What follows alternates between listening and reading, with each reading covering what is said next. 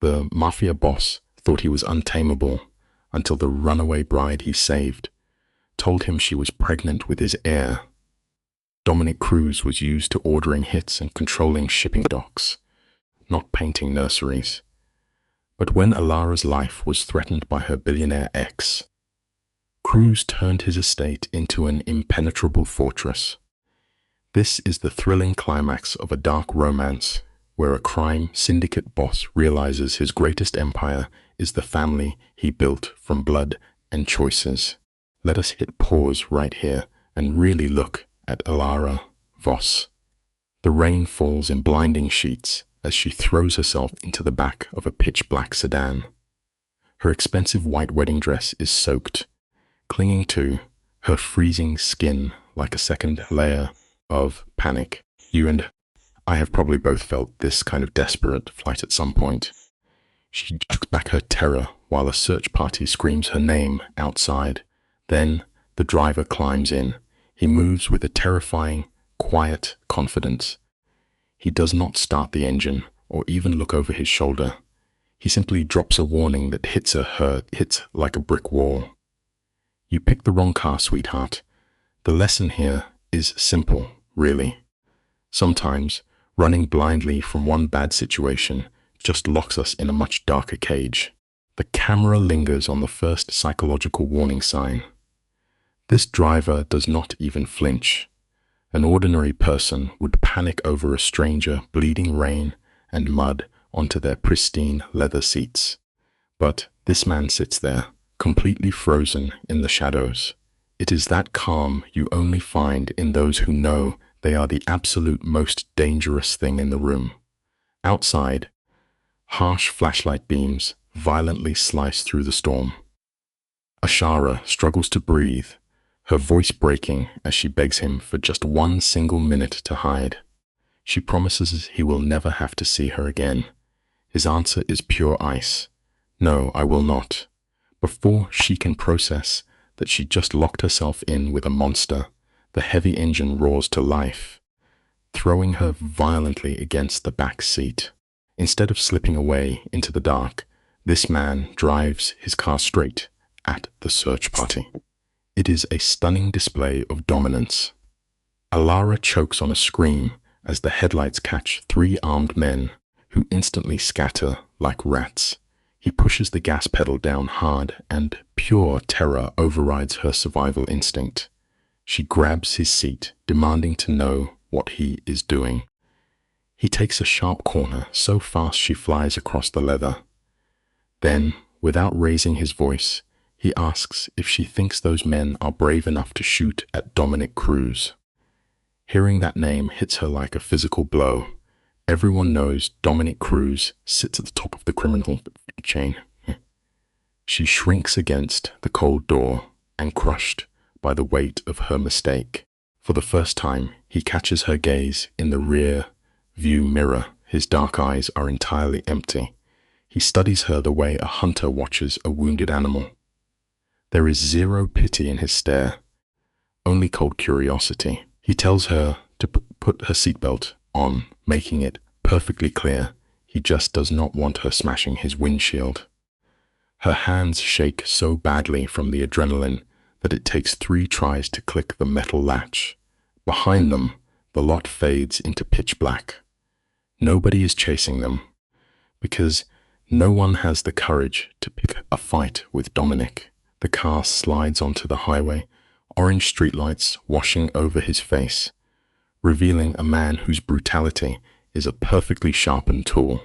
Barely able to speak, she whispers, asking where he is taking her. Somewhere dry, he fires back. His eyes remain glued to the mirrors with the intense paranoia that keeps a man like him breathing. He tells her she can talk when they stop, reminding her he owes her 0 explanations after she broke into his vehicle. Alara looks down at her ruined wedding dress. That white silk now feels like a chain tying her to the nightmare she just fled. She stares at her freezing feet and quietly admitting she had no idea whose car it was. She just needed a place to hide. When he asks if those men will come hunting for her, She bites her lip until it bleeds. She knows Marcus is coming, and here is the brutal truth you and I have to face. When we run desperately from one nightmare, we almost always run blindly into the arms of a monster. The Thorn family will tear the city apart, looking for her. She did not just break an engagement. She publicly humiliated a man who destroys lives for fun. She admits they will search everywhere, but frantically promises they will not find her. A dark smile crosses Dominic's face as he praises her honesty. They ride in heavy silence as the city lights fade into two imposing black hills. Alara knows this area. It is where the wealthy elite hide their worst secrets behind huge iron gates. Dominic takes a hidden private drive. The old trees are so thick they swallow the car whole. Suddenly, a massive stone estate bleeds out of the shadows.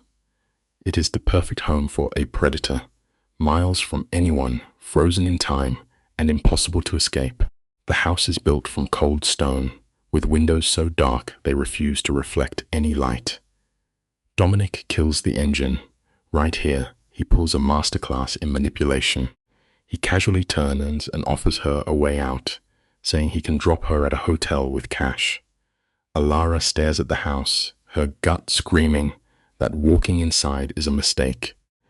But let us look at the tragic truth of human nature. The illusion of choice is exactly how a trap quietly snaps shut. By handing her a deadly alternative, he forces her to actively choose the cage.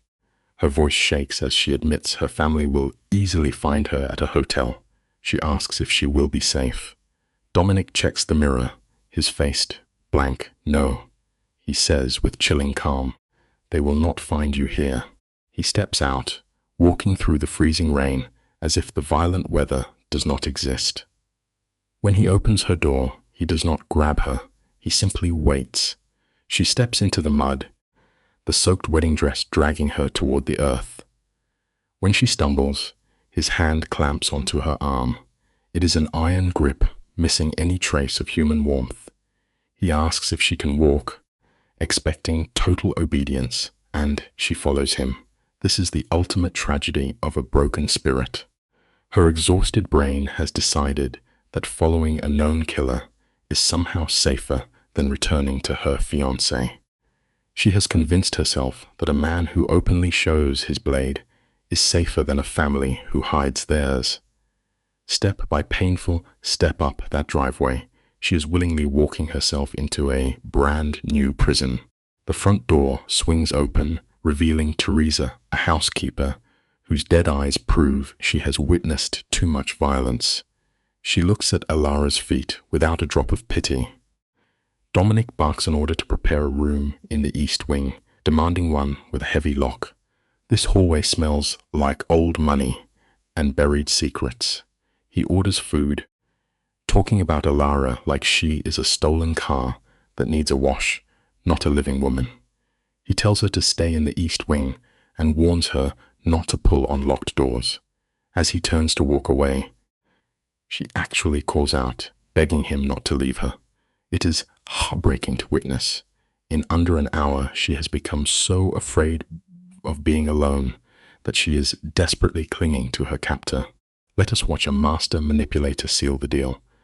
Dominic instantly takes absolute control.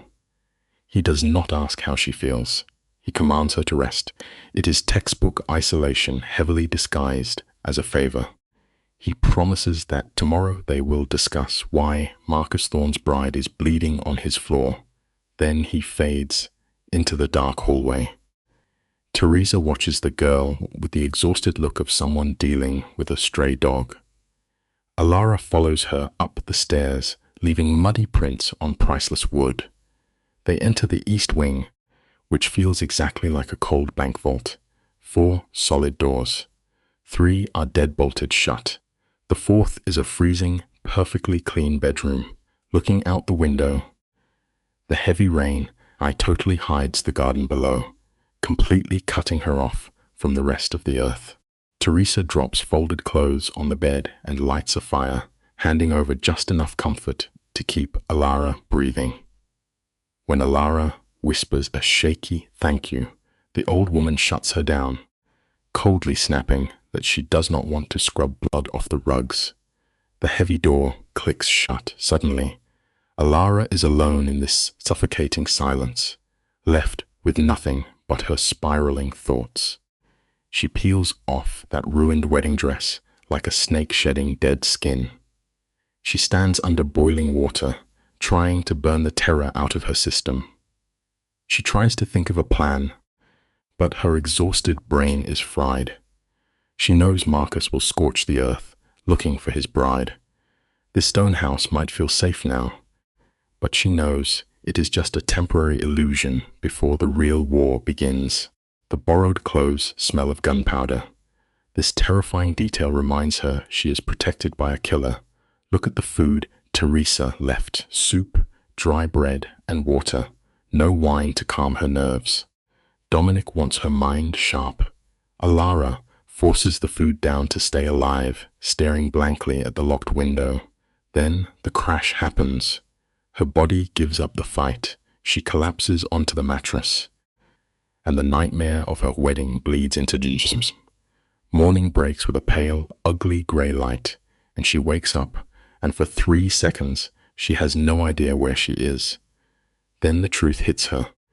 She is locked in Dominic's house. But here is the detail that will make your blood run cold. Someone unlocked the door while she slept, just to place a blanket over her shivering body. Notice the clothes draping Alara. They fit with terrifying precision. To an outsider, it looks like hospitality, but to her, it is pure horror. She realizes these strangers measured her unconscious body.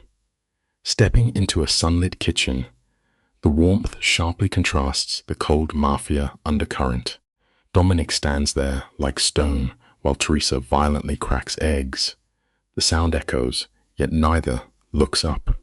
It is a calculated silence designed to make her feel entirely invisible. When she speaks, Dominic merely slides an espresso across the marble counter without lifting his dark eyes. We are faced with a tragic truth here. The truly dangerous predators never need to bare their teeth. They simply prove their absolute power over you, right down to knowing exactly how to pour your morning coffee. Alara anchors her trembling hands to the warm mug slowly. Dominic shifts his gaze. His eyes are void of light, carrying a weight that strips the oxygen from the room. He commands her to sit. Her knees betray her, buckling against the stool. You and I are watching a modern tragedy unfold here. He casually recites the agonizing details of her ruined life, the toxic wedding, the desperate escape. Then comes the fatal blow. Her own father staged a kidnapping report just to collect a ransom. A broken laugh escapes her lips as her reality completely shatters. It leaves us with a devastating lesson. The very hands that were meant to unconditionally cradle and protect you are often the exact same hands, eagerly auctioning you off to the highest bidder. The camera lingers on Alara as fire returns to her eyes. She knows she is nothing but currency, a dowry for her father and a trophy for Marcus. When Dominic questions her past submission, she whispers that it was simply expected of her. Watch the subtle shift in his jaw. His voice drops into a low register. He murmurs that her compliance was never agreement. It was pure conditioning. In his dark gaze, we catch a glimpse of his own scarred history. He coldly informs her that all her bank accounts are entirely frozen. Defeated, Alara admits she has nowhere left to go. It reveals a brutal truth about survival. We spend so much frantic energy sprinting blindly away from the roaring flames. We entirely forget to secure a safe place to rest when the dark night finally falls. Dominic stares through her frail silhouette, dismissing her as a liability. Alara slams her mug against the marble, screaming she will just walk away. Dominic remains entirely motionless. He does not even blink. He merely asks, in a voice like cold glass, where exactly she intends to go without a single dime. You can physically see her spirit fracture as the absolute isolation finally sets in. No hidden funds, no rescue party, only this dark kingpin. Reading her silent despair, Dominic casually commands his crew to rip her partner's life down to the studs. Alara watches another set of invisible bars lock around her. The cruelest tragedy in life is realizing that escaping the jaws of a starving wolf often requires stepping quietly into the inescapable cavern of a sleeping bear. Dominic assumes total command of the frame. He understands the lethal anatomy of a bruised ego. Marcus will never let a trophy walk away without bloody retaliation. Alara weakly attempts to rationalize his temper, a tragic reflex born from abuse. Dominic slices through her delusion. She is confined to the East Wing. No digital footprint, no connection. When she accuses him of holding her captive, his face remains carved from stone. He softly replies that he is simply keeping her breathing. The metallic clang of the trap is almost audible as Teresa slips in, a silent omen that the game has begun. It highlights a haunting truth about human nature. We learn to worship the warden holding the keys to our cell, just as long as they swear to keep the monsters bleeding out in the courtyard. Dominic fades into the shadows, leaving Alara in dizzying silence. Teresa scrubs the marble, delivering a crushing reality. Marcus does not forgive. His wounded pride will inevitably mutate into a violent obsession. Alara lifts her chin, a fragile portrait of defiance, insisting she requires no savior. Teresa pauses. Her weary eyes pierce through the girl, murmuring that every single soul needs a shield. We are forced to swallow a deeply bitter pill here. True freedom is often just a romantic myth. Survival simply means carefully selecting a stronger, quieter cage. As Alara gazes out the reinforced window, the rigid isolation slowly becomes a dark lullaby. There is a twisted comfort in surrendering your free will, when your life has been nothing but a desperate sprint through endless chaos. Let us shift the lens onto Dominic. He is a masterpiece of dark contradictions. A ruthless architect of violence by night, he reads classic literature in the afternoon. On her fifth day, Alara discovers him inside the humid greenhouse. He is ruthlessly severing the limbs of a diseased rosebush with heavy iron shears. The violent snap of the blades echoes loudly. Surprised, she hesitates. Dominic does not break his dark rhythm. In a chillingly flat tone, he explains that Teresa is the one who nurtures life. He only steps in to execute the things she lacks the cruelty to kill. It brings us to a profoundly tragic realization. Some deeply fractured souls possess no capacity to heal the world around them. Their only method of protection is violently amputating the rotting pieces with a sharp blade. Alara sits in the damp earth beside him, asking why he fights for a dying root. He refuses to look up, grumbling that surrender is a coward's luxury. Believing she has cracked his shell, she shares a memory of her father trampling her mother's garden.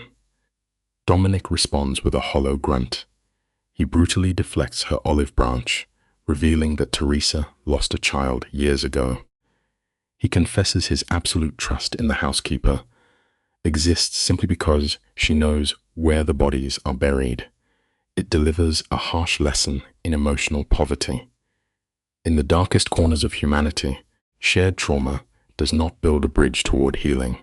It forges an iron chain. People do not always guard your ugliest secrets out of love. They keep them because they are standing in the same muddy grave holding the shovel. Notice how Dominic reduces human loyalty to cold mathematics. He dissects his crew without blinking. Alex stays for cash. Teresa balances an invisible ledger of grief. Alara challenges his performance. Knowing a man with eyes this dead does not run a charity for runaway brides. Slowly, Dominic drops the mask. He confesses that Marcus has been bleeding into his territory. The camera pushes in on Alara's trembling face as the horror dawns. She was never a rescued damsel. She is bleeding bait, a living chess piece used to publicly humiliate her abuser. It is an emotional slaughter. You sprint endlessly through the dark, only to discover you never actually left the board. The most horrific truth is, realizing your rescue was merely a smarter predator discovering a profitable use for your fragile bones. Dominic extends a scarred hand to lift her from the soil. The gesture mimics a gentleman but radiates suffocating dominance. He murmurs, he has not decided how to spend her yet. Then comes the psychological torture. He motions to the gates, informing her the locks are open. She is free to run back to Marcus. Alara's breath catches. Her mind fractures against the reality of her situation. No cash, no allies, no chance. You and I must see the supreme cruelty of this tactic. He crowns himself the monster, yet positions his shadow as the only sanctuary left on earth. Turning his back, he casually demands her presence for dinner at 7. Checkmate. The tragic illusion of the human mind is convincing ourselves we are exercising free will, when we are merely selecting the blade that promises a slightly slower bleed. Alara remains rooted among the dying roses. Her pulse hammers a violent rhythm. Suddenly, the crunch of gravel shatters the quiet. A black sedan glides through the gates. It is Marcus. Study the brilliant tragedy of Alara's body language. There is no cinematic scream. Her features hollow out, burying her terror behind a mask of shock. Teresa's iron grip locks onto her arm, her command absolute. Get upstairs, lock the door. Alara scrambles, like a hunted doe, willingly surrendering her freedom for the hollow safety of a wooden barrier. She collapses in her room just as Marcus breaches the foyer. There is no roaring rage. His chillingly even tone bleeds through the floorboards like a slow venom. The darkest truth of human nature is that authentic monsters never need to shout. Their mere shadow is enough to slowly suffocate every living thing in the room.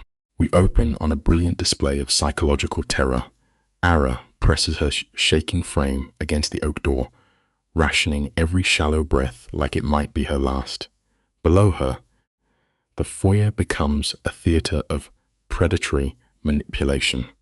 Marcus weaponizes his synthetic charm, playing the weeping groom while violently demanding his stolen property.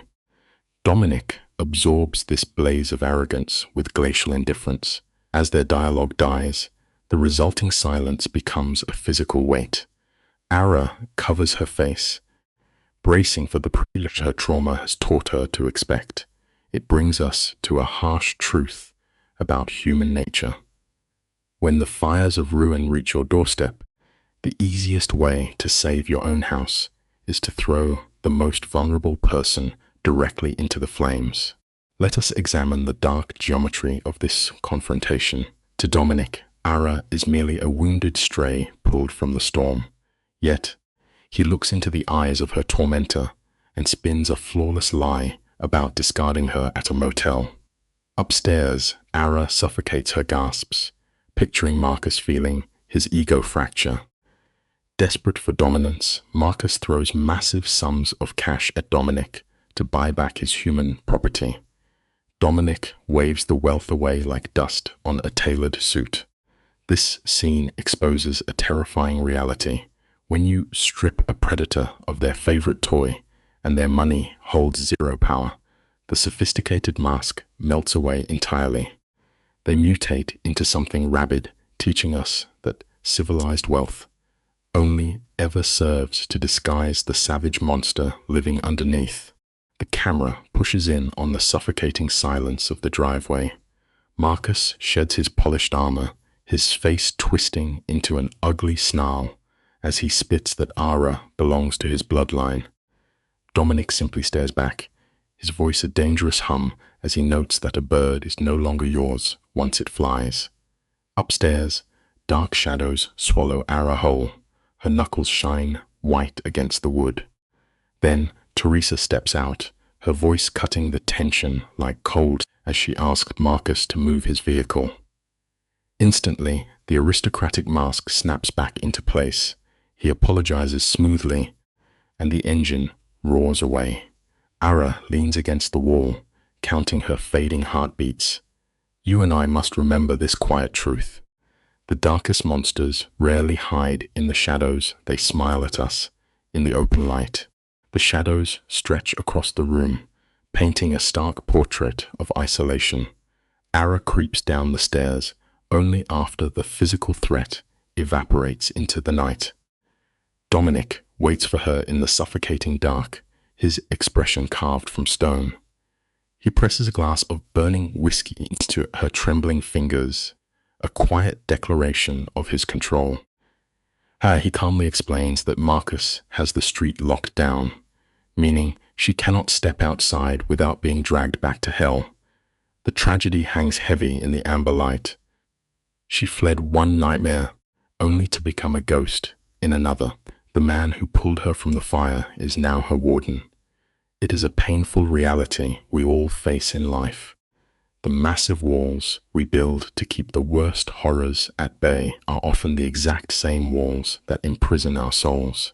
Let us watch how the camera lingers on Dominic's chilling calm, like a surgeon inspecting an open wound. He sits Ara down beneath the harsh light, methodically dissecting her tormentor's mind. He asks if Marcus acts on logic or wounded pride.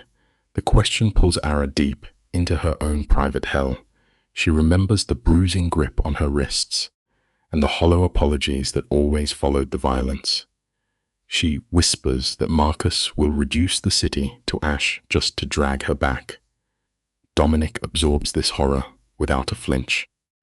He knows that men who view people as property inevitably destroy themselves. A bruised ego always breeds fatal mistakes. This violent collision teaches us a grim truth. Blind pride is a heavy poison that clouds a man's vision until the very moment he finally falls. Step into the mind of the rejected for a moment. To a fragile tyrant like Marcus, losing his prize is worse than death. The tension thickens as Ara locks eyes with Dominic, demanding an escape from a man who measures human life in debts. Dominic's offer drips with ice. He dictates brutal rules, promising that blind obedience will earn her a ghost town and a fake name. It is a masterful stroke of psychological control, perfectly dressing up submission as salvation. The true tragedy is that Ara accepts without hesitation. She willingly trades the devil she knows for a quieter, more dangerous shadow. We watch the trauma bond tighten its grip on her soul. It is a heavy reminder that survival is never truly free. When you make a desperate bargain in the dark, your savior will always exact a price. They shake hands across the heavy oak table, and the lens lingers on her trembling fingers. She has signed away her soul for the second time. For 3 agonizing days, the atmosphere becomes unbearable. Ara jumps at the slightest groan of the floorboards. Dominic responds by flooding the grounds with silent men who carry the heavy weight of professional violence. Inside, he sits under a dim lamp, methodically gutting Marcus's financial empire. He unearths a sloppy web of dirty money buried beneath fake real estate ventures. It is a glaring mistake by a man who thought he was untouchable. This teaches us a profound lesson about the corrupted heart. The tyrants who desperately seek to control, everyone always leave behind a reckless trail of greed, fully convinced their own fires will never burn them. You and I are about to witness a devastating emotional shift. For her entire life, Ara was captive to the grandest narcissist of them all, her own father. Dominic pauses to ask a piercing question.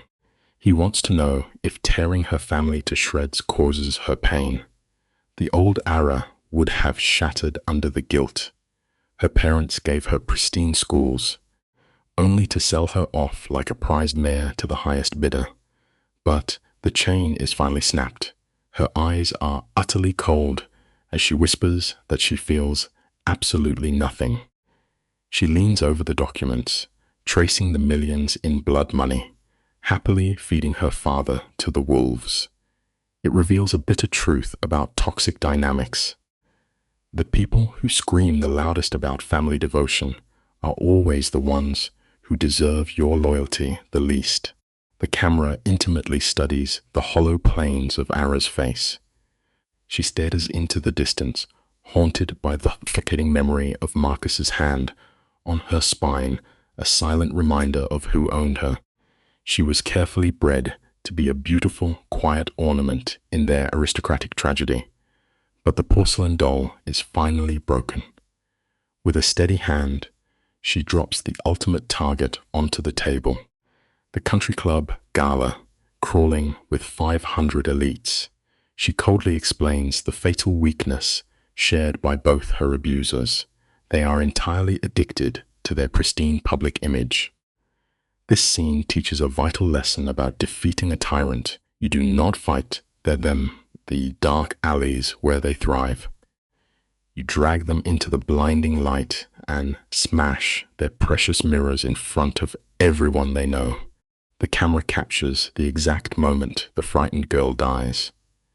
When she says she wants to watch them burn, the sheer venom radiates through the screen.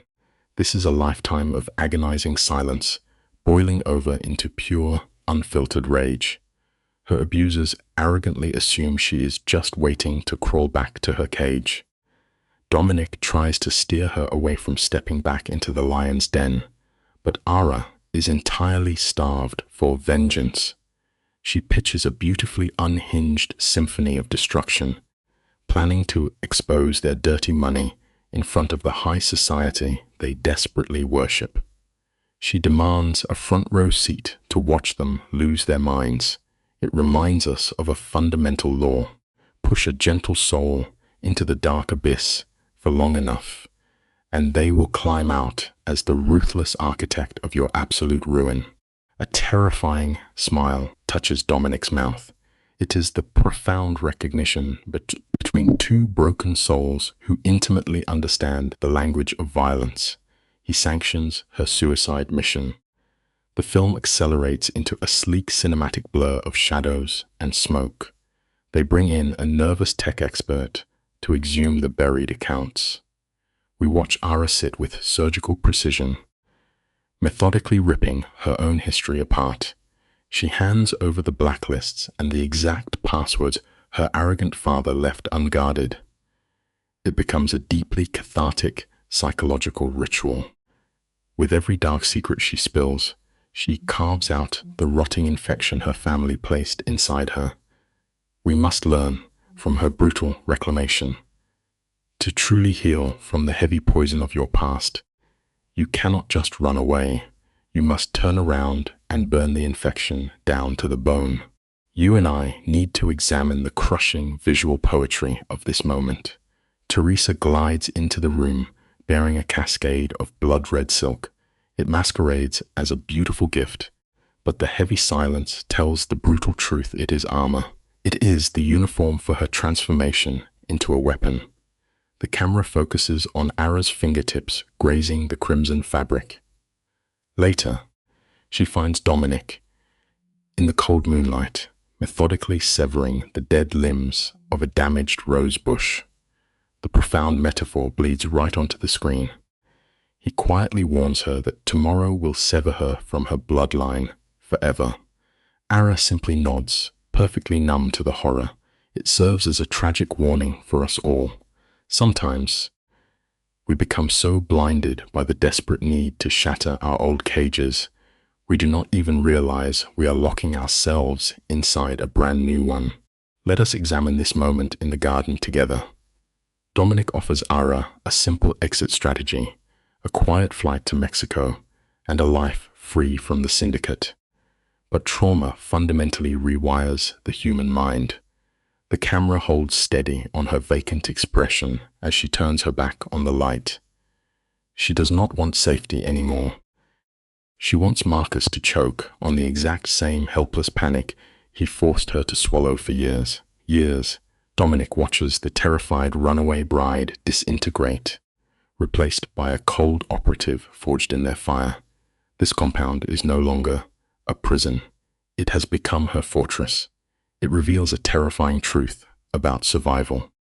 When a victim adopts the brutal methods of their captors, the innocent version of themselves is gone forever, leaving only two monsters in the dark. The camera pauses right here. The marble steps of the country club serve as a gilded playground where narcissists gather to worship their own reflections. Ara steps into this glittering snake pit, her pulse thrumming with raw survival instinct. Heavy tires crunch on the gravel as Dominic's sedan arrives. He steps into the light, an apex predator making the valet sweat. With deliberate grace, he opens the door. The moment Ara's shoe touches the pavement, the atmosphere fractures. Draped in flowing red silk, she forces the night to revolve entirely around her. It is a breathtaking display of power, but it carries a heavy lesson. Sometimes, the only way to permanently sever the chains of your past is to raise your chin and walk right back into the exact cage that broke you. Study the icy calculation in her eyes. Ara has entirely burned away the gentle victim she used to be. Her posture projects pure threat, erasing the obedient daughter these elites remember. The doorman recoils as if a phantom drifted past.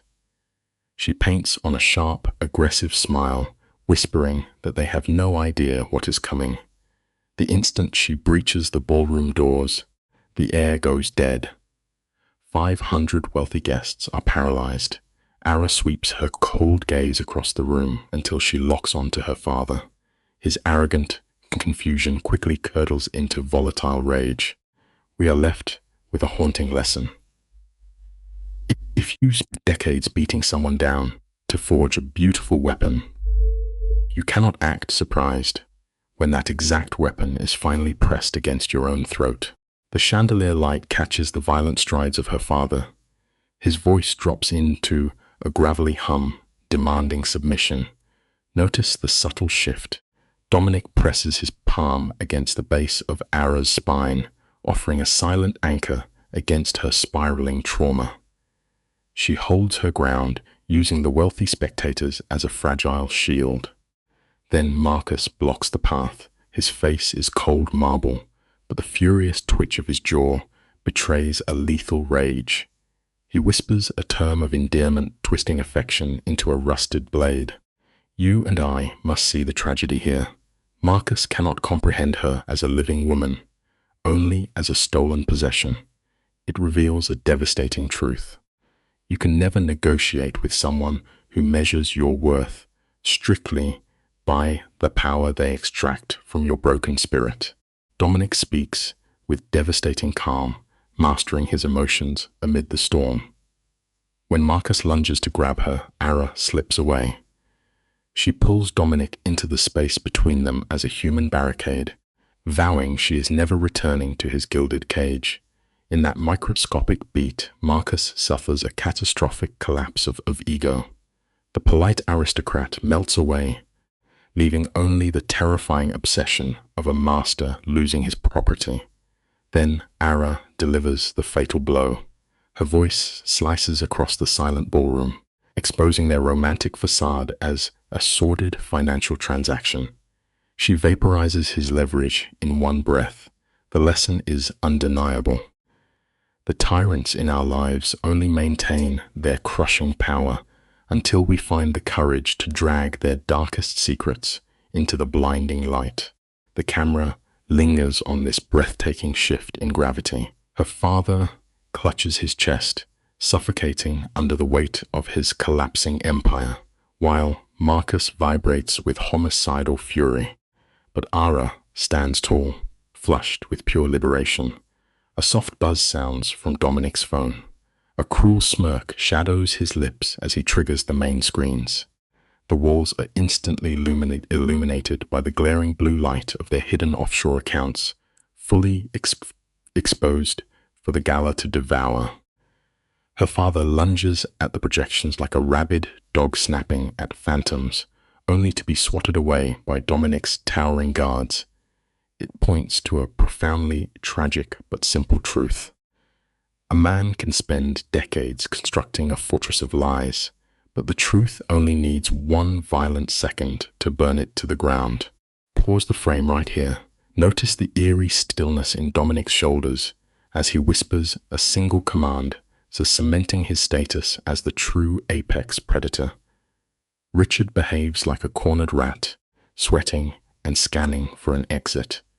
But stick with me, because we need to study Marcus.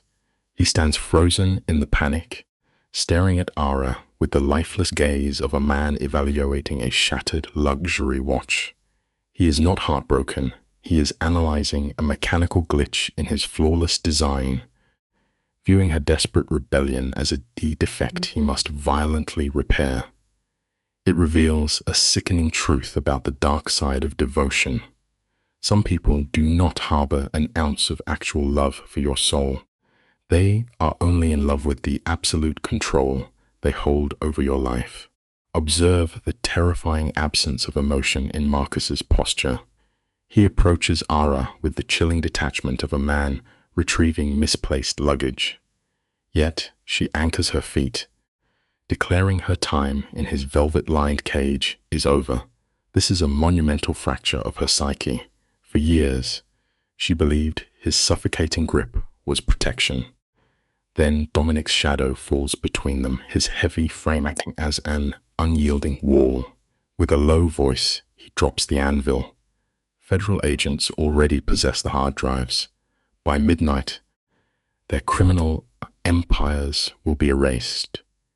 It is a haunting lesson for the wounded. The psychological cages we construct in our own minds are always stronger than the physical ones built around us, right up until the moment we decide to walk out the door. Dominic twists the blade, guaranteeing federal indictments before the week ends. Watch as Marcus's fractured ego violently spasms. A predator of his caliber cannot swallow defeat. Desperate to maintain dominance, he whispers a venomous parting gift into Ara's ear, telling her she has merely traded one ruthless monster for another. It is a calculated maneuver to plant a rotting seed of paranoia. As Marcus vanishes into the dark, Ara's shoulders slump, her body buckling under the exhausting death of a trauma bond. Her father remains glued to the floor, a broken king facing a concrete cell. Here is a heavy reminder for us all. Master manipulators will always try to convince you that the open air is deadly, desperate to keep you shivering in the cold shadow of their control. The grand illusion of high society evaporates. The wealthy parasites scatter from the light, leaving her father isolated in his ruin. In a gasping effort, Richard invokes their shared blood, begging her not to abandon him. But Ara finally severs the rotting cord. She sees the tragic truth. She was never a child to him, only a poker chip to be played. She steps out into the freezing rain, Dominic guiding her through the deluge. Listen to the heavy thud of the car door shutting. In that confined silence, her adrenaline plummets. Ara's frame violently convulses, her hollow eyes locked onto her trembling fingers. It is a grim reality we must all face.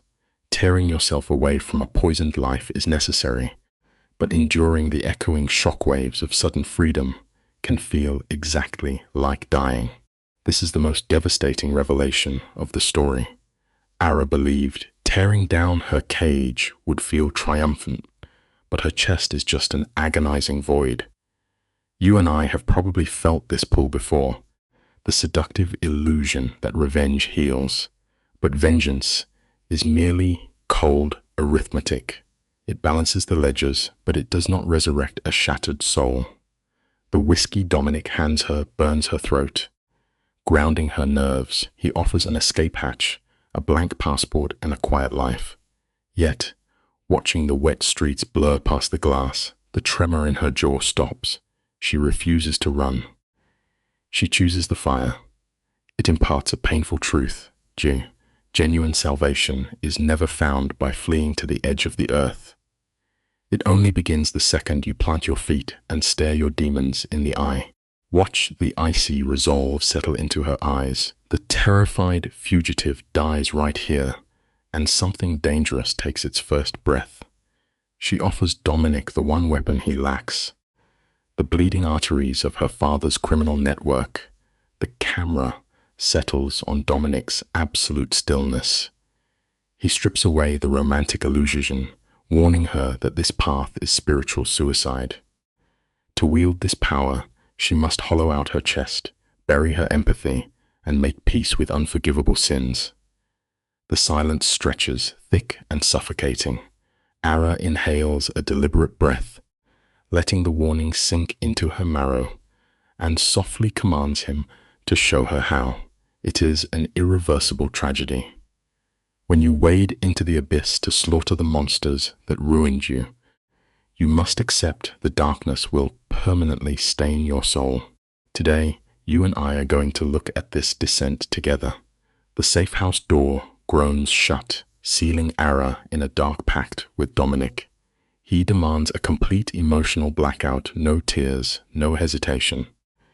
And you can practically see the psychological rewiring flash across her eyes as she steps right into the fire. Teresa instantly breaks the heavy silence, snapping at the sheer insanity of this stunt. But Dominic just offers the cold, detached shrug of a street survivor. In the background, the pale glow of the television broadcasts the absolute demolition of Ara's old identity. The lesson here is brutal but necessary. Sometimes you have to strike the match and watch your entire history burn to ash before the ground is clear enough to build a real future. Let's freeze the frame on this masterpiece of sus. While the agents celebrate their victory, the camera creeps toward Dominic. His expression is carved granite, already calculating the inevitable counterstrike. Marcus stews in his fortress, while Richard spirals into a frantic legal panic. Dominic understands the lethal rhythm of the underworld. The quiet moment right after the bomb drops is exactly when predators sharpen their knives. Just look at Ara, standing completely frozen in the wreckage of her life. Dominic softly tells her to sleep, knowing her nerves are fraying. Here is a quiet truth to remember. Surviving a massive fire is hard, but the true agony is waking up the next day, standing in the silence, and figuring out how to sweep up the heavy ashes. Dominic warns her that the adrenaline crash is going to be brutal, yet he does not force her to leave. He is silently applying pressure, testing the structural integrity of her resolve. The television's blue light washes over her tired face, looping footage of the obedient, hollow girl she used to be. When he asks if those ashes bring her any regret, her gaze is pure ice. Her only real sorrow is that she danced on their strings for as long as she did. We often build fake versions of ourselves to survive toxic spaces, but a shield is not a soul. Now, Dominic hands her the most terrifying gift of all, pure freedom. The tragic part of liberation is simple. The heavy chains might be broken, but you still have to endure the agonizing process of learning how to walk all over again. Stripped of her family request and the suffocating anchor of Marcus, Ara is left staring into a terrifying void. If she is no longer their favorite punching bag, who is she? When she whispers this fear into the dark, Dominic offers zero comfort. He delivers a freezing reality check. Hesitation in his world is a quick death sentence and leaves her alone with her thoughts. Teresa then steps into the frame, her sharp eyes cutting right through Ara's flimsy armor. She knows this girl is free-falling without a parachute. Ara tries to hide behind sarcasm, but Teresa dismantles it with effortless grace. The lesson here is a dark warning. When you finally summon the courage to escape a burning house, You have to be incredibly careful not to seek shelter in a cave full of starving wolves. The camera lingers on Teresa, her face half swallowed by the harsh shadows. She warns Ara that stepping from a victim to a predator is an irreversible descent. Ara's jaw tightens with stubborn pride, believing her public stunt already burned her past to the ground. But Teresa's voice drops, heavy with irony. Forging a violent mind is a quiet, slow tragedy. Dominic isn't handing her the keys to freedom, he is just locking her inside a much deadlier cage. On the glowing screen, Ara watches the apologetic girl she used to be, and the nausea finally breaks her. It reminds us of a bitter truth. Trading a cruel master for a protective one never actually grants you true freedom. It just molds you into a completely different kind of prisoner. The room's lighting shifts into the restless blue of a deep nightmare. Even in sleep, Ara finds no sanctuary. Marcus stands just out of reach, a sign she is tearing away from his grip. But when Dominic steps through the dream's fog, the tragedy twists the knife. She is seamlessly swapping one captor for another. Waking to the frantic buzzing of media calls, her trembling finger finally presses the power button. Total silence. Walking into the dimly lit living room, she freezes. Dominic stands calmly beside two hulking men who radiate the dead-eyed stillness of professional violence. Stick with me here, because this irony is vital. We often believe we are finally healing, when we are truly just finding new, dangerous ways to bandage the exact same shattered pieces of our souls. Dominic presents these two human tanks as her security detail. It is a masterclass in manipulation, binding her to him under the guise of salvation. His voice is a steady hum as he warns that Marcus and her father have endless resources and they are hunting for blood. Ara's chin lifts in a fleeting moment of defiance, but Dominic's cold logic crushes her resistance. She surrenders, fully aware that bruised monsters never simply walk away, they strike back. She accepts these shadowy guards, clinging to a fragile illusion of control. The chilling lesson rings incredibly true today. Fear binds a broken soul to a dangerous protector far faster than love ever could. Meanwhile, Dominic merely pours her morning coffee, playing the flawless, unbothered anchor in the middle of her raging storm. The grooming shifts into overdrive. Dominic lays out three choices, a classic trick to construct the illusion of free will. First, a book deal, which she rejects with sheer panic. Next, becoming a speaker on abuse. Tragically, Ara's voice trembles as she defends Marcus, insisting he was not a monster. Dominic smoothly dismantles her delusion, whispering that polite possessiveness is still a suffocating violence. Then he slides the real bait across the table, an invitation to an underworld meeting, challenging her to weaponize her survival instincts. The real nature of manipulation is terrifying. A master never drags you screaming into the shadows. They simply hold the heavy door open, letting you convince yourself that stepping into the dark is what finally makes you powerful. Dominic draws a rigid line between his charm and his ruthless empire. When Ara demands to know what he does, his eyes go dark. He warns her that this truth is a heavy bell now she can never unring. Ara freezes, realizing she has no concept of his capacity for violence, yet her mind is clouded. She trusts this criminal more than her own father.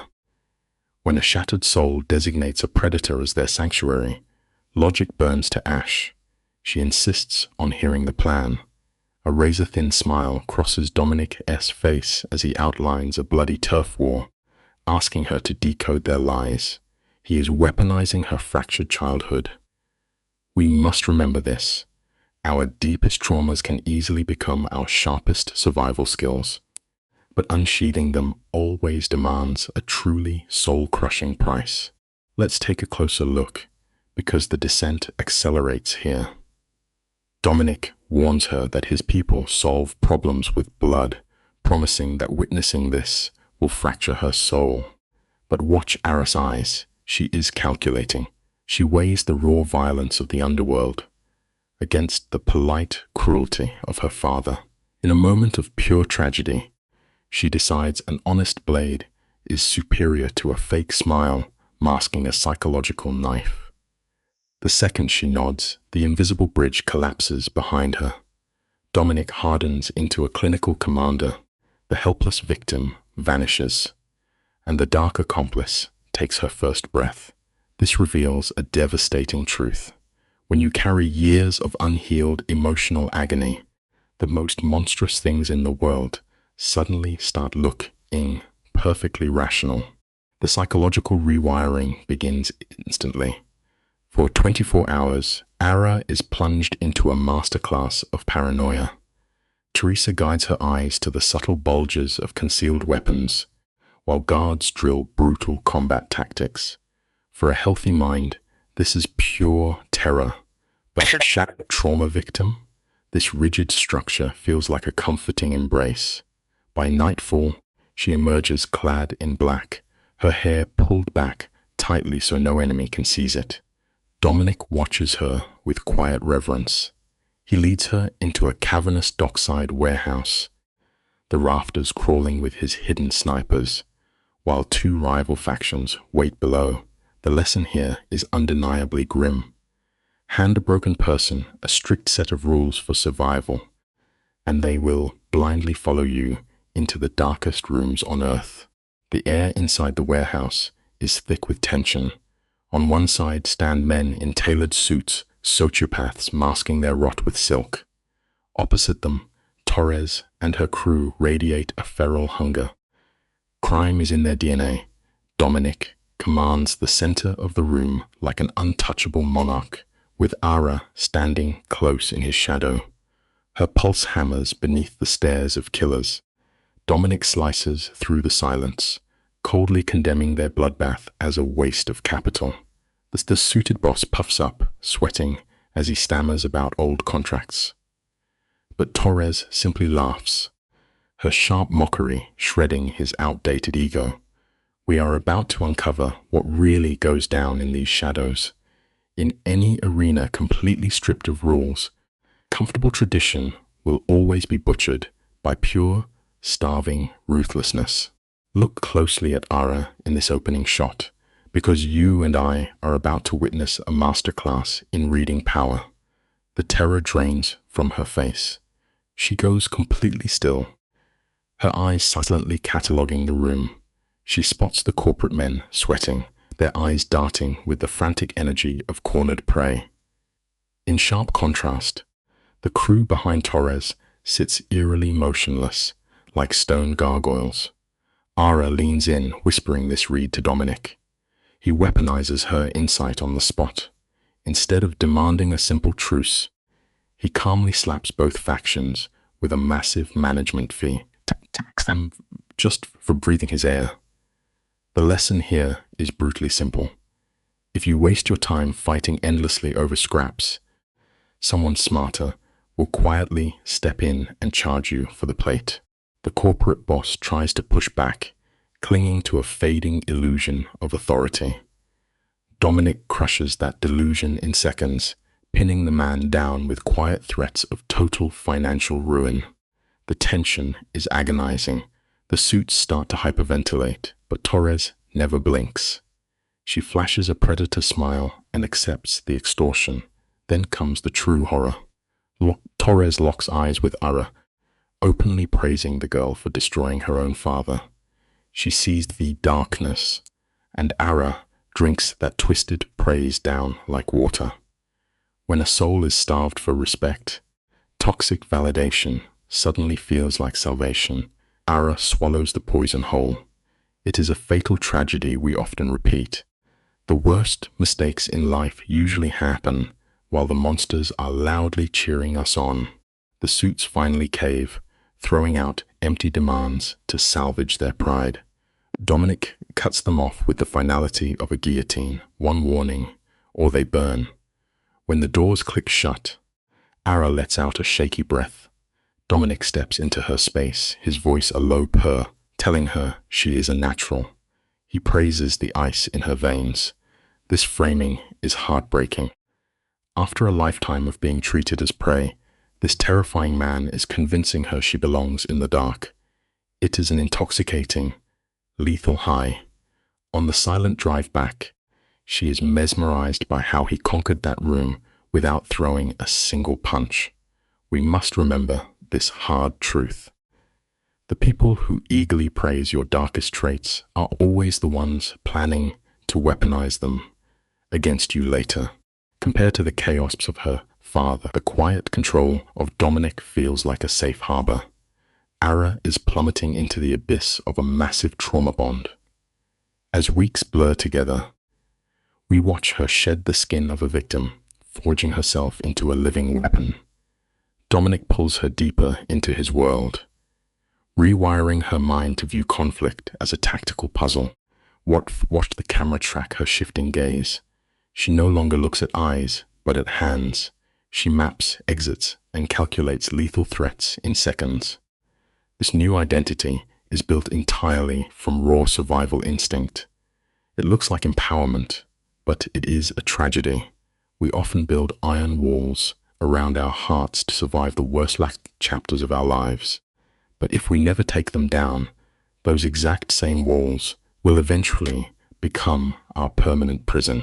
The camera rests on the trembling hands of Ara as the paper crumples. Dominic is teaching her a dangerous survival tactic, how to surgically sever her own empathy. The real test comes when Alex bursts through the oak doors.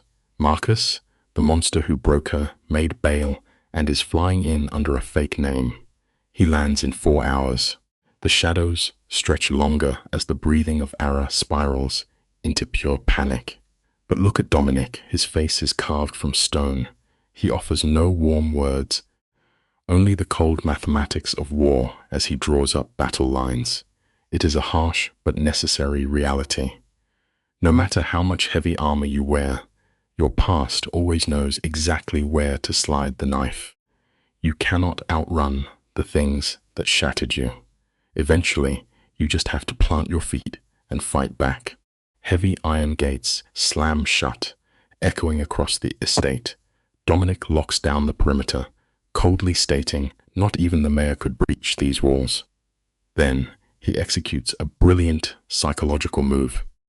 He offers Ara a clear path to run before the blood spills. He knows perfectly well that offering the exit guarantees she stays.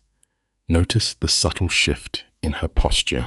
She locks eyes with Dominic, declaring she is done playing the prey. Running would only validate her abuser, and she is burying that frightened girl forever. Dominic watches in absolute silence. The lesson in this moment is undeniable. True freedom is never found by outrunning your darkest nightmares. Freedom only arrives the exact second you turn around, plant your feet, and stare them dead in the eye. He warns her that a sharp mind and a brave heart rarely survive together. But Ara is finished with hiding. We follow them deep into the subterranean belly of the estate, stepping into a concrete bunker bathed in harsh fluorescent light. It is a terrifying monument to his need for control. Deeming Marcus a terminal threat, Dominic hands her a heavy 9mm weapon. His voice drops into a hollow register. Point, pull the trigger, and do not stop until the target stops breathing. As Ara wraps her trembling fingers around the freezing metal, her tragic metamorphosis is sealed. We sit here hoping for her triumph, yet witnessing a profound emotional loss. It is a bitter truth of human nature. To survive the monsters roaming this earth, we often have to slowly carve ourselves into one. You and I can see the physical weight of that weapon grounding her, violently stripping away her innocent illusions. When Ara hesitates, terrified of taking a life, Dominic refuses to offer a shred of comfort. Instead, he uses a clinical cadence to bypass her emotions, hot-wiring a pure predator instinct directly into her brain. In the echoing crack of the firing range, he dismantles her old self. He teaches her to swallow her panicked breaths and absorb the brutal recoil. By the sixth magazine, her eyes are vacant. She is a machine. Upstairs, the grand house is now an armored tomb cut off from the world. It is a terrifying reflection of human nature. The dark things we normalize just to survive a raging storm would utterly paralyze us if we saw them in the calm light of day. The camera finds Ara slumped in the shadows. A heavy pistol rests against her hip, but her skin is pale as nausea threatens to pull her under. When Alex announces the hit squad is 30 minutes out, Dominic barely blinks, reacting with the chilling calm of a predator. "Let them come," he murmurs. His orders are absolute. Stay low, suppress your ego, and survive. Ara forces herself to swallow her terror. They wait in agonizing silence as the sun bleeds across the horizon, painting the room in a bruised twilight. Two black sedans crawl up the drive, dripping with the swagger of men who believe they are invincible. Here is the ultimate truth of any conflict. The loud, arrogant players are always the first to bleed, while the quiet ones patiently wait for the trap to spring. 5 hitters step onto the gravel. Marcus lingers, stepping out last like a twisted king soaking in the bloody spotlight. Dominic moves into the night air, acting as a barricade. Ara was ordered to stay hidden, but the gravity of her trauma pulls her outside. She needs to face her demon. Marcus immediately reduces her to an object, demanding his property back. His ego is a blinding disease. He scoffs at the lethal reputation of Dominic, ignoring the loaded weapons aimed at his skull. He whines about his prison sentence, twisting the narrative to cast himself as the victim. It is a chilling scene. You can never win a debate with someone addicted to their own delusions. They will set your life on fire and then demand your sympathy because the ash is getting in their eyes. Marcus weaponizes his words, framing her escape as a childish tantrum to make her feel small. But Ara stands rigid, delivering a blow of ice. She reminds him her own father sold her for cash. As Marcus lunges, the armed guards of Dominic peel away from the shadows, weapons gleaming in the moonlight. His bravado shatters. Desperate, he tries to negotiate, demanding Ara marry him to erase the criminal charges. She does not flinch. And Dominic? He lets out a slow, terrifying laugh. He casually reveals that federal agents had the evidence long before Ara arrived. The blackmail scheme instantly turns to dust. It reveals a beautiful truth. Manipulators only hold power as long as you fear the shadows they cast. The exact moment you strike a match, you realize they are just cowards. Let us hit pause right here. You and I have seen this tragedy play out before. When the tyrant loses control, the mask slips and he pivots straight to murder. Marcus snarls, promising to ruin her, but Ara flips the script. She asks if her life is just a trophy for his vanity, swearing she would gladly take a bullet first. Marcus agrees to arrange it. Pistols are raised. The courtyard falls into a breathless silence. Then, the voice of Dominic slices the tension like a razor. He breaks down the brutal mathematics of the standoff. Marcus is outgunned. Dominic grants him one window to walk away, but Marcus is too blinded by wounded pride to retreat. Remember this simple truth. A toxic ego is a terrible compass, and if you let it guide you, it will always steer you straight off a cliff. The crushing irony of this standoff is incredibly heavy. Dominic pulls the slide of his weapon, and that metallic click shatters the delusion entirely. You can see the frantic calculations behind Marcus' eyes as he registers the barrels aimed squarely at his head. Survival overrides his towering arrogance, and his gun slowly lowers. Then, Ara steps within inches of the monster who tormented her, looks into his eyes, and whispers that his threats are empty wind. Marcus tries to bandage his bleeding pride, but her gaze remains as cold as winter glass. Stripped of his venom, the narcissist simply fades into the dark. It leaves us with a simple, profound truth. When you finally refuse to fear a tyrant, their power instantly shrinks into absolute nothingness. As the taillights fade into the black, the tension refuses to lift. Dominic rebukes Ara, reminding her she just played a lethal game with a psychopath. But her response is a brilliant reversal. She turns his own philosophy against him, stating that power relies on a calculated display of force. She had to prove his invisible chains were broken. Watching her, Dominic realizes he has forged a dark mirror of himself. Soon, Alex steps in to deliver the harsh truth. Marcus will return for blood. Dominic absorbs this without a flinch, coldly decreeing that the man must be completely erased. It presents a terrifying reality. Sometimes, to truly close the darkest chapter of your life, you cannot just turn the page. You have to burn the entire book to ashes. Stick with me, because this reveals an ugly truth about survival. In the dim study, Dominic offers a chilling lifeline. He proposes to erase her existence and construct a new identity. When Ara hesitates at severing ties with her family, he bluntly reminds her that her own blood traded her safety for social standing. The camera catches the exact moment her heart turns to ice. She is mourning her former life, like someone watching a stranger's funeral through a dirty window. That profound numbness keeps her breathing, and she whispers her consent to fade away. As Alex begins deleting her history, Dominic slides a glass across the desk to seal the pact. The lesson here is haunting. Sometimes, the only way to step into a new future is to allow your past self to die entirely. This is the juncture where an ordinary soul would shatter. Dominic pushes her to the edge, offering permission to collapse. But giving a survivor an excuse to surrender only ignites their rage. Ara refuses to crumble.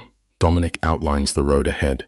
She must testify against the father who sold her and the monster who broke her. She agrees, knowing a courtroom cannot be worse than the hell she already survived. Soon, an army of federal lawyers descends. Ara does not just recite facts. She connects the invisible threads. She weaponizes her trauma, taking a labyrinth of financial anomalies and painting a devastating portrait of fraud. The life lesson here is profound. Your darkest experiences often forge the exact weapons you need to dismantle the monsters who hurt you. We usually assume a victim will wear their scars forever, but Ara's transformation is terrifying. The government offers her a quiet life. She refuses, choosing the blood-stained world of the kingpin instead. The paranoia her abusers taught her now makes her a flawless fit for the underworld. 2 months bleed by. The federal hammer drops, destroying Marcus and her father with massive indictments. The camera pushes in on Ara watching the glowing television screen. Not a single tear falls. There is no triumphant smirk, just a freezing, hollow stare of absolute victory. She became a machine. Severe trauma leaves us with a harsh choice. It either grinds us down into dust or forces us to forge our broken pieces into something completely untouchable. The camera rests on Dominic as he asks how she is holding up. Ara replies with one chilling word: free. The terrified girl she used to be is dead.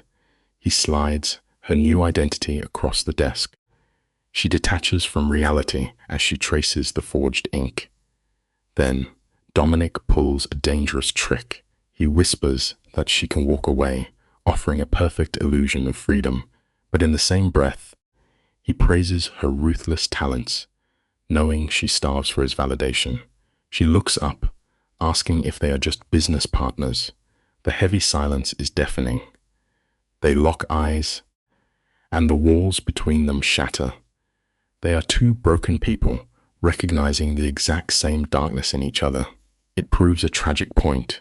Sometimes, the hardest cage to escape is the one that feels like a perfect fit. You and I have probably both made a similar mistake. Watch their body language. The shift between them is intoxicating, but deeply toxic.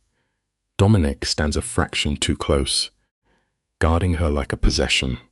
She moves into his shadowed sanctuary, sinking into dependency. When Dominic admits they are past his business as his iron armor hits the floor, Ara is running from one monster directly into the arms of a far darker one, tragically confusing his obsessive surveillance with genuine affection. The moment she leans in, the cold mask of the kingpin shatters. He whispers that he has no strategy left. He is utterly lost. For a ruthless predator who treats human lives like disposable chess pieces, admitting you cannot control the board means you have already lost the entire game. Notice the twisted brilliance of her countermove. By demanding a control freak finally let go, Ara quietly becomes the one holding the leash. She steps into his space, her mind playing a cruel trick. She compares this reckless passion to the freezing abuse of her past, deciding this beautiful chaos must be real love. It blurs the line between affection and annihilation. When Dominic tries to analyze it, she silences him. They plunge headfirst into a shared nightmare, playing pretend as equals. 3 days later, reality knocks.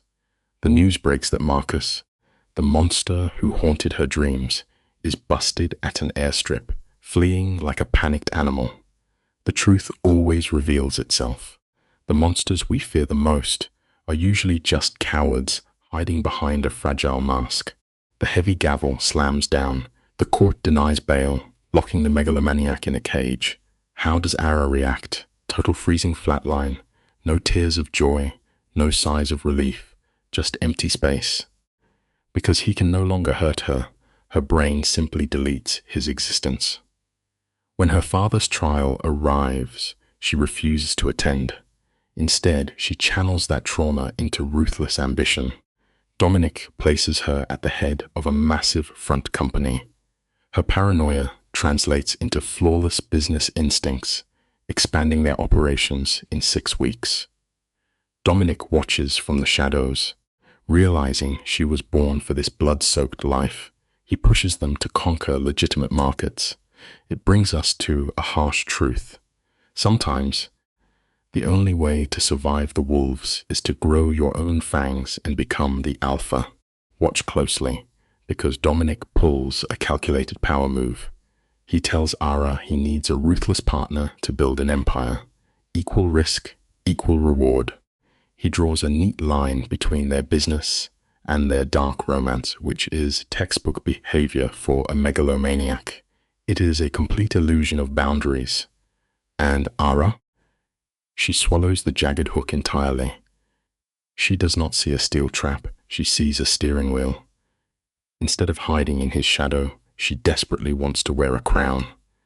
In her trauma-bonded brain, the illusion of choice feels like a shot of pure adrenaline. She agrees to the devil's bargain without blinking. But let us be honest. True power is never freely handed over by the exact predators who spend their violent lives hoarding it. The camera captures the exact moment her old soul dies. It happens with a single cold handshake. Ara is carving out the last tender pieces of her past.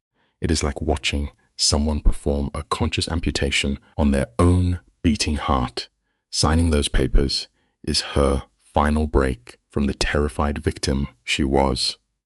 The rush of their corporate buyout hits her damaged brain like dopamine. Her former tormentors are dragged away to serve massive sentences. Does she gloat? No, she completely ghosts them. It is a freezing, brutal defense mechanism. She claims Dominic-S territory as her own kingdom, altering the physical space to prove she is the alpha now. But here is the haunting reality. You can ignore your ghosts all you want, but Turning off the lights does not mean they have left the room. Let us pause and really examine this twisted honeymoon phase together. They stand in an abandoned warehouse, turning dust into an empire, feeling like gods of creation. Dominic elevates her status, and her fractured mind reads this as true love. She honestly believes she chose this dark life, entirely forgetting she was a captive just months ago. They laugh about Teresa's awful cooking like a normal suburban couple. But the lighting shifts. Alara catches her reflection in the cold glass. The terrified girl in the wedding dress is gone. What stares back is a shark who traded the urge to flee for the sickening thrill of the hunt. It is devastating to watch a soul embrace its own corruption. Sometimes, running headfirst into a burning building will destroy you just as fast as getting trapped inside. Fast forward 6 brutal months, and the total rewiring of her brain is complete. She stands silently by the massive windows, staring out at the city. The frantic paranoia that once kept her alive has completely evaporated. In its place is a bone-chilling, dead-eyed calm. The absolute insanity of cartel life has simply become another boring Tuesday. Dominic strolls in, casually discussing a plot to rip off their own investors. He brings up her father rotting in a damp prison cell, and she does not even flinch.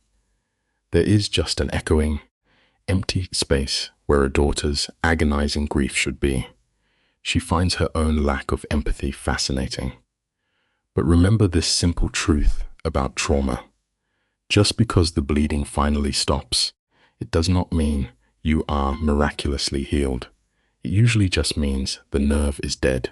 She takes a slow sip of her coffee, quietly desperate for anything real to ground her. Dominic leans close, pointing out that her old family was nothing more than a cheap stage play. The loving father, the perfect fiancé, all just paid actors in a sickening fantasy. Hearing those brutal words does not break her fragile heart. Tragically, it actually sets her free. The tension shifts as they discuss a rival boss named Torres, who is testing their borders. Dominic commands her to bare her newly sharpened teeth and show this man who owns the streets. To prove his point, he leaves his wealthy investors waiting in the lobby just to watch them sweat. It is a masterclass in psychological warfare. The lesson of power is simple. The person who controls the clock and weaponizes the silence will always dominate anyone desperate for an answer. Dominic steps out, leaving her alone in the kitchen with Teresa. In this syndicate, Teresa is the only one who actually sees clear. The camera finds the older woman violently chopping vegetables, taking out decades of trauma on a pile of carrots. She orders Alara to sit, instantly seizing control. Teresa's eyes cut right through the girl's polished new shell.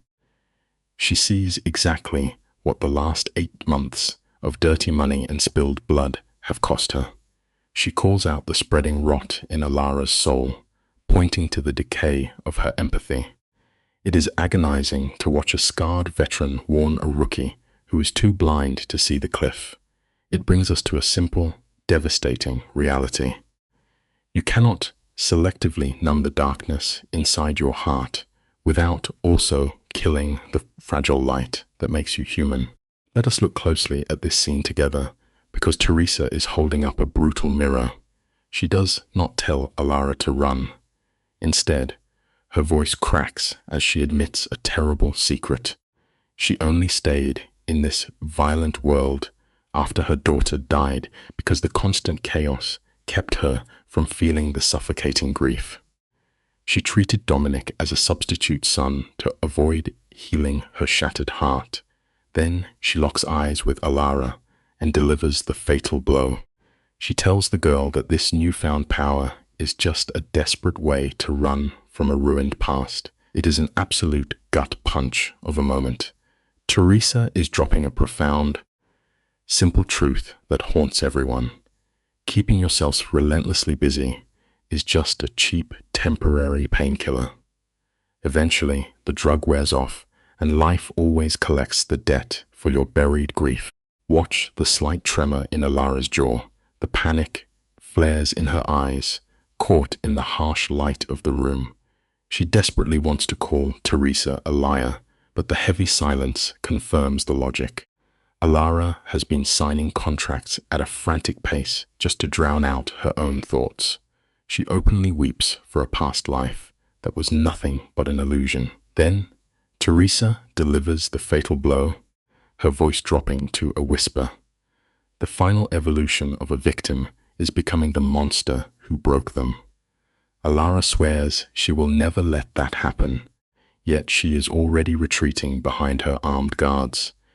It is a heartbreaking frame to witness. The simple life lesson here is wrapped in brutal irony.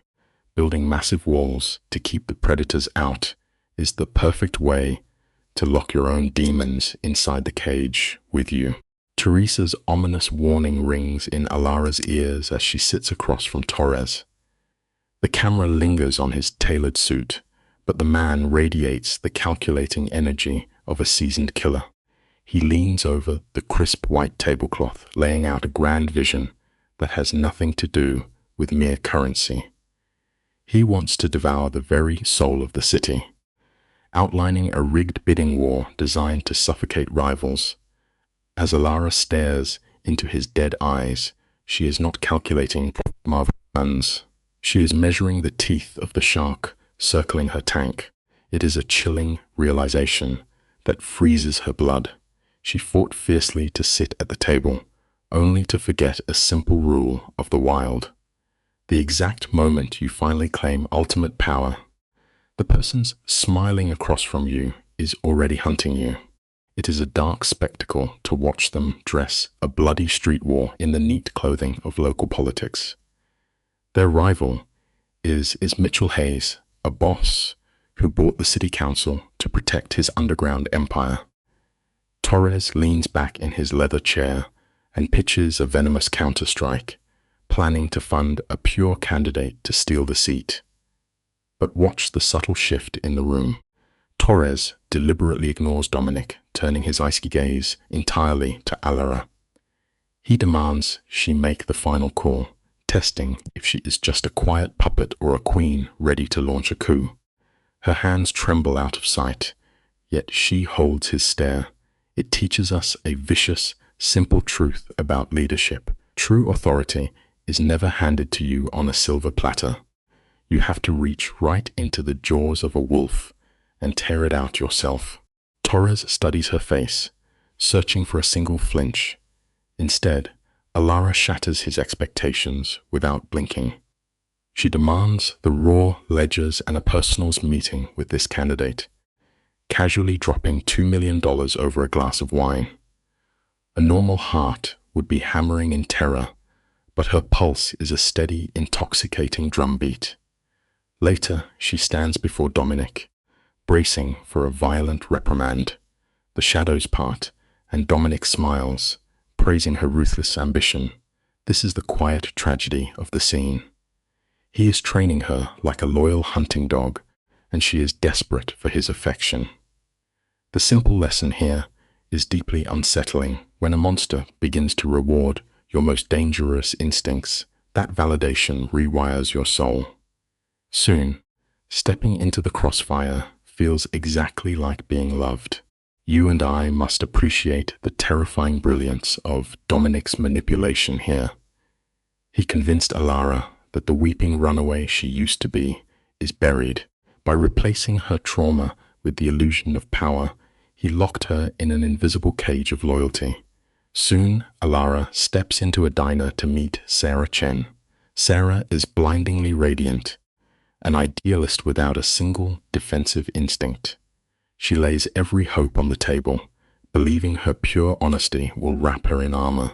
The camera catches the cold, dead shift in Alara's eyes.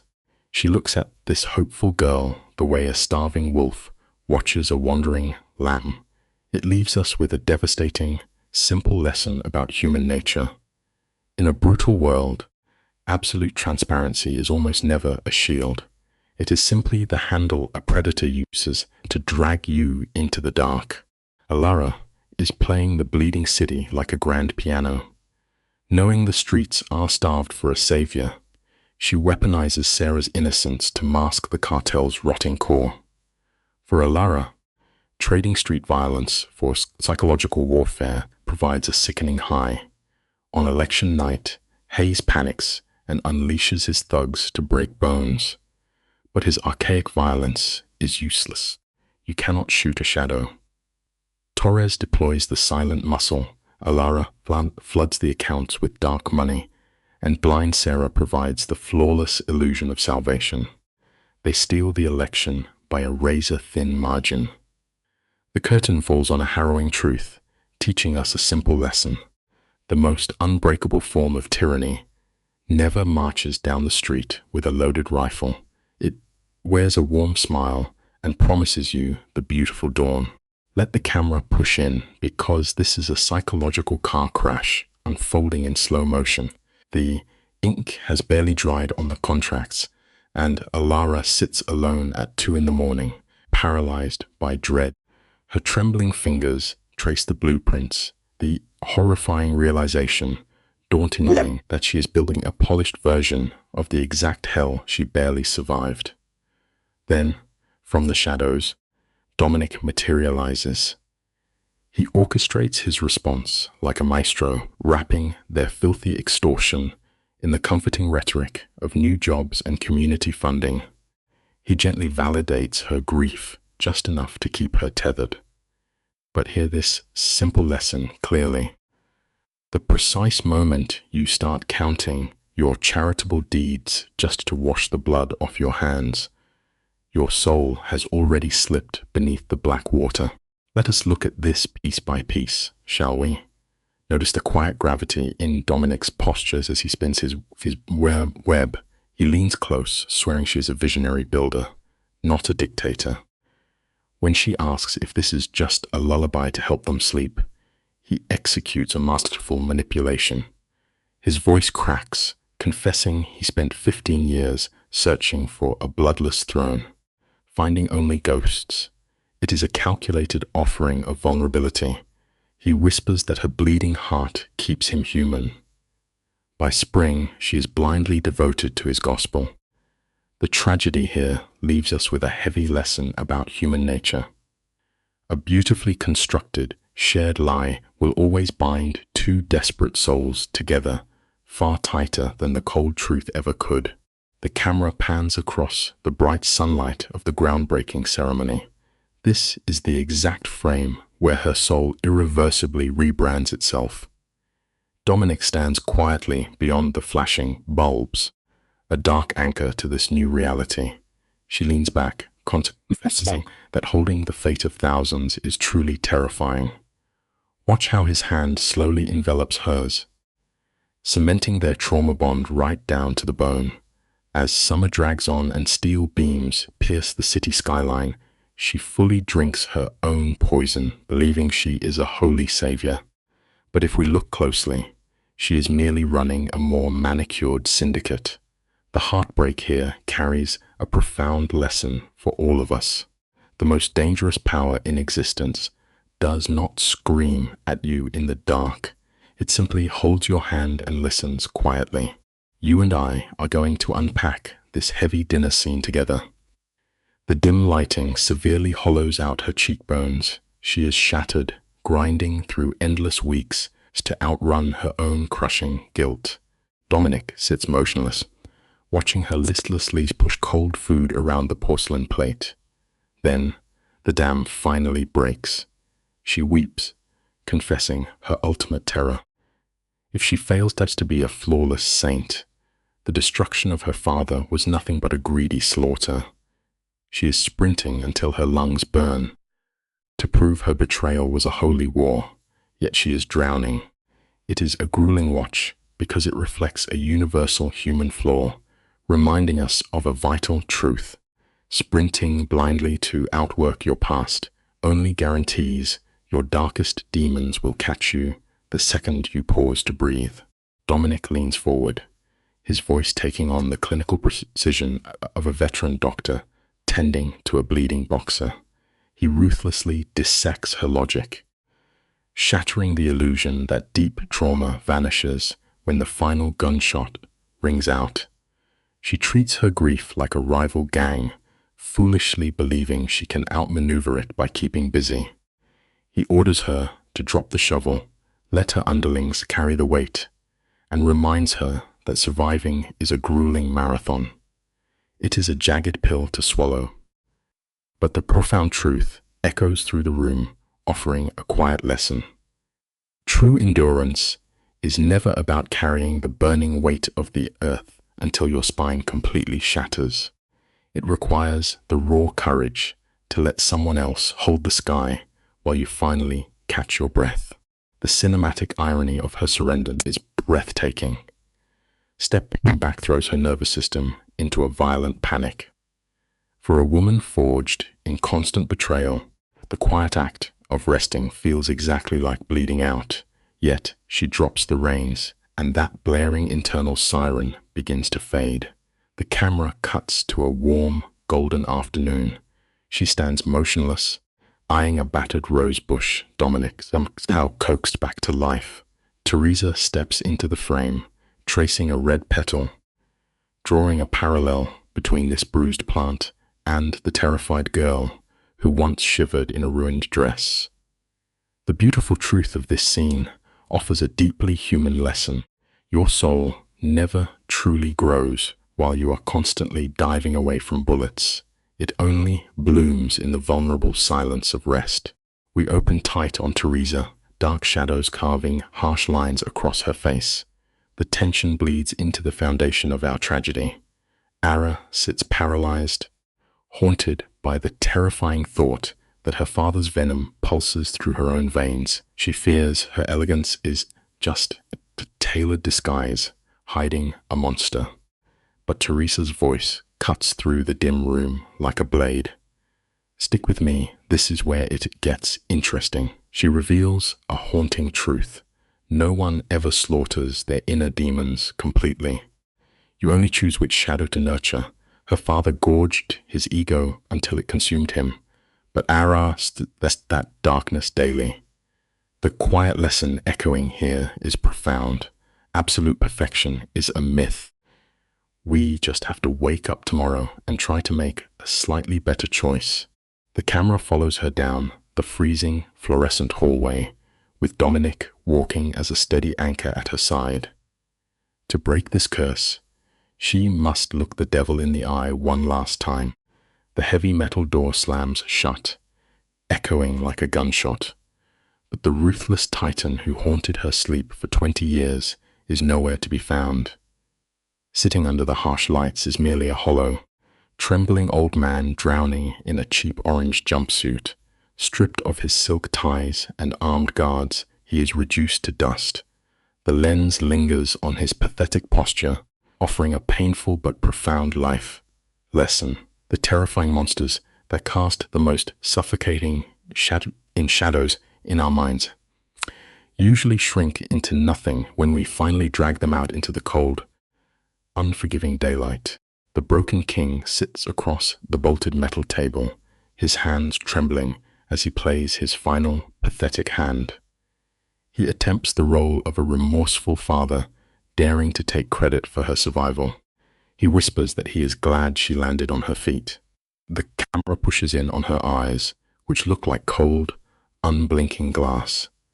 She leans forward, the silence deafening, telling him she built the very earth she stands on.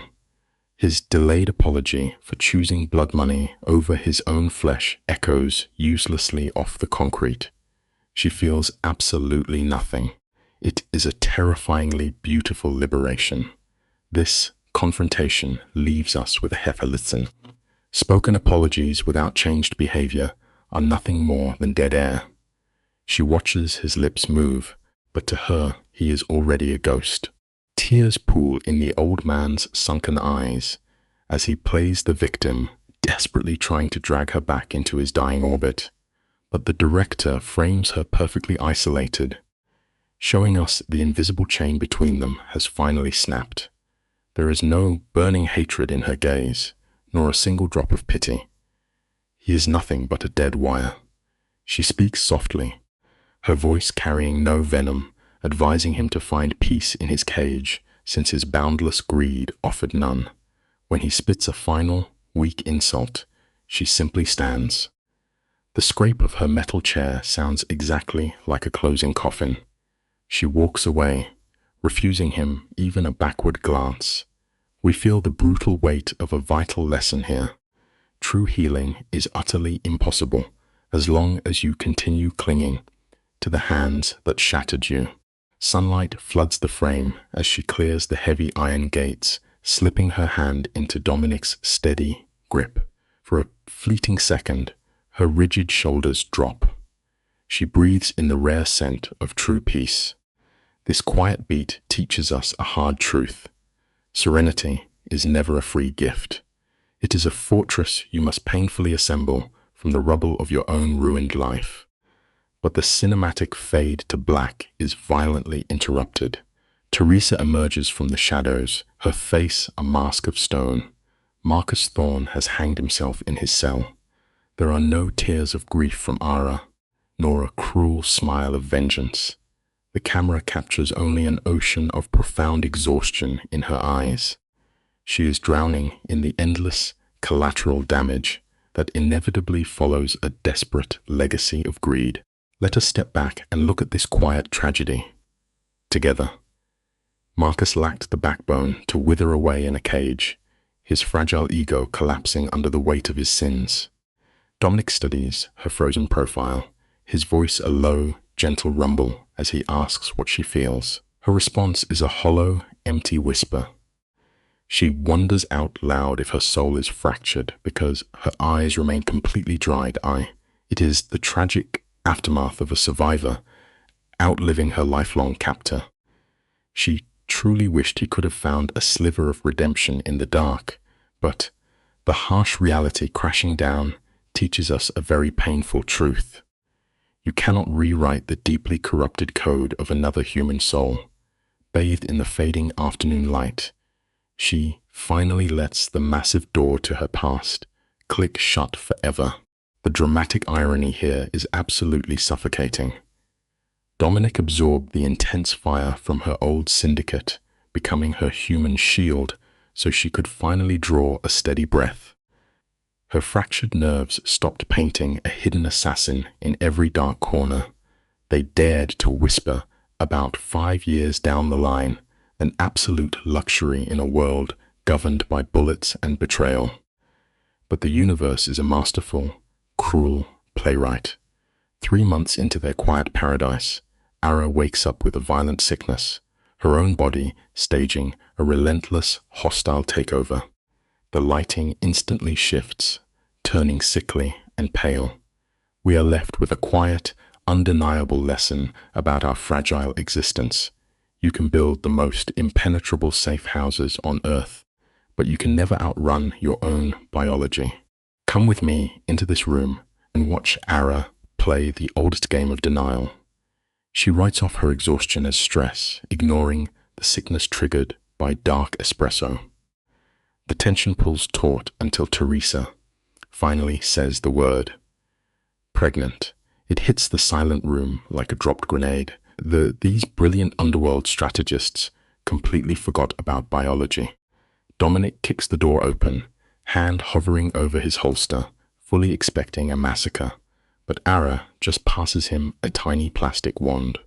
The city's most ruthless enforcer, a guy who smiles at gunfire, turns instantly to stone. The hardest truth we all face isn't looking down the barrel of a gun. It is the terrifying realization that the heaviest shifts in our lives are entirely out of our control. The camera stays outside the bathroom door, letting us feel a tension thicker than a steel vault.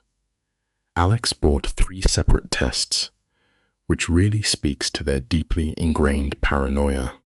Ara stays locked inside while Dominic paces, wearing down the floorboards with his heavy boots. 3 undeniable results. When she finally pushes the door open, and hands him the plastic evidence. He does not shout. He just stares at the tiny lines. His voice drops into a low, trembling whisper as he admits aloud that he is going to be a father. He almost tastes the words, waiting for them to stick. The cinematic weight here is heavy. No matter how many weapons you stockpile or how many city blocks you control, nature will always kick the door in and put you right back in your place. Picture this frame for a second. Dominic pulls her tight against his chest. They stand in the dim light, silently mourning the sudden death of the perfectly mapped future they thought they had. The terrifying question hangs thick in the cold air. How do you bring a fragile, innocent soul into a fortress made of bulletproof glass and old blood? Dominic grips the mere idea of changing his ways like a frayed lifeline. Yet, as the secret bleeds into the criminal underworld, something truly beautiful happens. Merciless killers begin sending hand-knit blankets. Hardened men of violence drop off soft, quiet gifts. It is wildly poetic, honestly. Even deep inside the darkest pits of hell, the tiny spark of new life forces absolute monsters to remember the humanity they buried long ago. A quiet montage paints Ara as a captive inside her shifting body. Dominic slowly spirals into an obsessive madness. He upgrades the security cameras and thickens the steel doors every single day, trying to armor a vulnerability he cannot even see. When finally pressed, the stoic kingpin breaks. His voice cracks as he admits his crushing terror. At 20 weeks, the rapid thumping of a tiny heartbeat fills the room, completely shifting the axis of their world. Ara fights tooth and nail to keep her old strength, grinding away into her 8th month. The lesson we learn here stops time itself. True bravery is never about having a steady trigger-stuck finger. Real courage is daring to love someone fragile, knowing full well you can never truly shield them from the fire. There is twisted humor in how desperately they prepare. Ara reads parenting books like military manuals. Dominic paints the nursery just to quiet his racing mind. But nature always laughs at our schedules. The child demands an early arrival, and Dominic snaps into tactical mode, driving to the hospital like he is pulling off a midnight heist. The delivery room strips away all romance. It is a blinding storm of pain and sharp lights. Yet, the second a screaming Elena is pressed against Ara's chest, all that chaos melts into pure silence. She gets it. Now, we don't build massive iron walls to prove how tough we are. We build those walls just to shelter the fragile things that actually give us a reason to wake up in the morning. You and I need to look closely at this final image. A newborn acts like a merciless mirror, forcing you to stare at every buried flaw. Cradling little Elena, Ara finally breaks down. She weeps in the dark, terrified of raising innocence inside a ring of fire. Dominic watches quietly from the doorway. His shoulders slump as his massive ego washes away. The city's most terrifying operator, utterly defeated by a 7-pound infant. They drift through a sleepless haze for months. But the real poetry is their violent crew. These killers morph into a fiercely loyal family, holding the child like she is made of thin glass. It leaves us with a tender truth. Even the darkest, most scarred souls will soften their brutal ways when handed pure innocence to protect. The camera sweeps across the estate. It is an empire built on blood, expanding in perfect rhythm with a toddler's footsteps. Little Elena is walking now. Men who deal in brutal violence stop in their tracks, watching her with holy reverence. Her birthday party is surreal. Crooked politicians pass frosted cake to actual hitmen, treating the girl like a reigning queen. Ara stands still in the back shadows. She watches the subtle softening in Dominic's jaw as he runs a cartel while guarding his daughter. In this heavy shot, a truth settles deep into her bones. She was never running away from a boring life. She was sprinting toward this beautiful chaos. Sometimes the terrifying, broken ruin you fall into turns out to be the exact sanctuary you spent your whole life searching for. They slip away into the garden, a fragile sanctuary inside a fortress of sin. The night air hangs heavy. Dominic turns slowly, moonlight catching his profile as he asks the crushing question. Does she regret throwing away her safe life for him? The camera stays locked on Ara's face. She doesn't even blink. A textbook might label this a trauma bond, but that is too simple. She was suffocated by the cage of being a perfectly good girl. Plunging into his brutal world let her burn her old self to ash. She loves this terrifying reality because she built it with her own bleeding hands. Here is the hardest truth about people. You will never find real peace living safely by someone else's rules. You only find salvation when you dare to build your own dark world and claim it as your own. Let's step back together and examine the tragic poetry of her choices. Sitting in the dim light holding little Elena close, Ara thinks back on the madness of her timeline. She walked away from the pristine illusion of a fake wedding to run wild with an apex predator. Polite society frames this as a helpless tragedy, but they are blind. She didn't just survive his violence. She actively weaponized it, bending his criminal empire to fit her own silhouette. She gladly pays the heavy toll of constant danger because true freedom always demands blood. This forces us to confront an uncomfortable reality. The strongest bonds we form are never made in the easy pastures of safety. They are welded together only when two desperate people survive the blackest night side by side. The tension shatters when Elena starts to fuss. Ara scoops the baby up, walking down into the warm glow of the kitchen. Think about the haunting history of these walls. This space used to be a brutal holding cell, then it was a bunker, and now, impossibly, it is a home. She pauses in the doorway, watching Dominic and Teresa bicker over absolute nonsense. Their heavy armor is completely stripped away. In this beautifully framed shot, the real truth washes over her. This is her absolute tribe. They share 0 genetics, but they share 100 dangerous secrets, building a bond far thicker than blood. They are a gorgeous, tragic disaster of a family, proving the ultimate point. Real family is never just biology. It is simply the people who refuse to leave you when the world goes dark.